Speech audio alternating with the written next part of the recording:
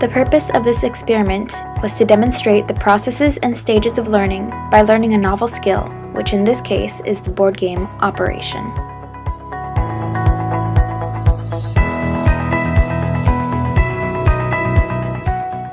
The materials needed for this experiment was the board game itself, the attached tweezers,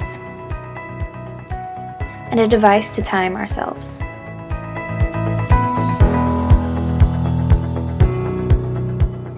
The object of the game is to remove all the items from this man's body without touching the metal sides. In this experiment, when the subject touched the metal sides, that equates to 1 error.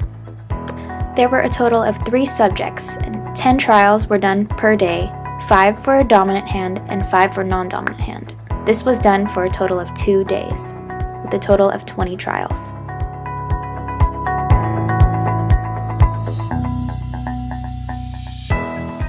Because this is the first day and the first trial, you can tell that the subjects are in the cognitive stage of learning because of the amount and frequency of errors they are producing.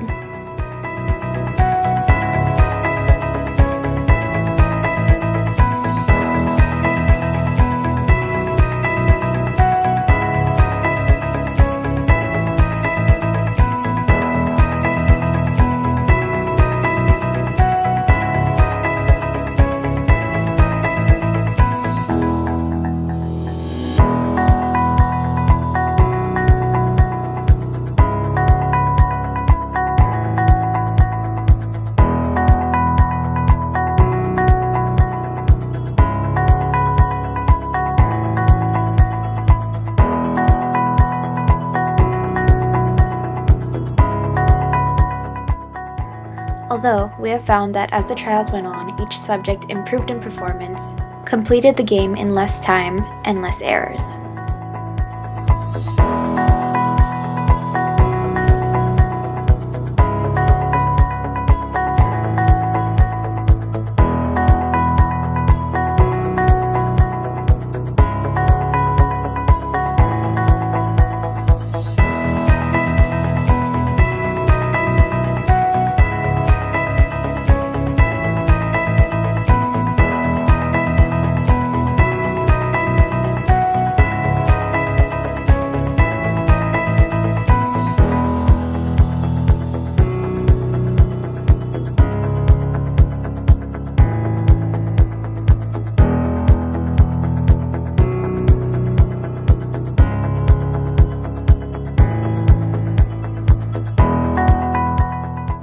Comparing the first to the 20th trial, this subject completed the game in less time and with half the errors after a 2-day trial period.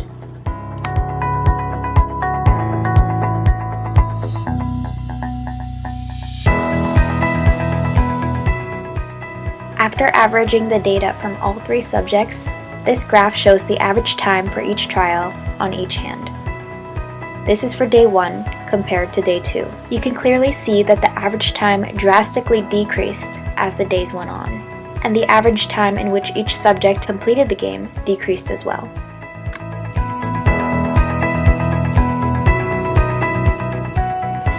Going back to the 3 stages of learning, it is safe to say that each subject went through the cognitive stage when they first started the trials, as the errors were more frequent. Because their performance was not quite perfect, the subjects ended at the associative stage of learning, as they gained more practice and produced less and less errors. Even though the overall trend was that the average performance time and the average number of errors decreased, the results still showed an unexpected outcome. Day 2 results show that 3 out of the 5 trials had a higher average number of errors while completing the game with the non-dominant hand. This is anticipated because normally we would expect our non-dominant hand to perform more poorly. However, Day 1's results show that 3 out of the 5 trials had a longer average performance time and the most errors while using the dominant hand. Also, Day 2's results show that 4 out of the 5 trials had a longer average performance time while using the dominant hand. This could be because since the task is first learned with the dominant hand, whatever the subject learned in those trials was applied to the trials when using the non-dominant hand. It is critical to realize that these trials are not direct measurements of learning, but do still show the features of learning and the effect of various variables.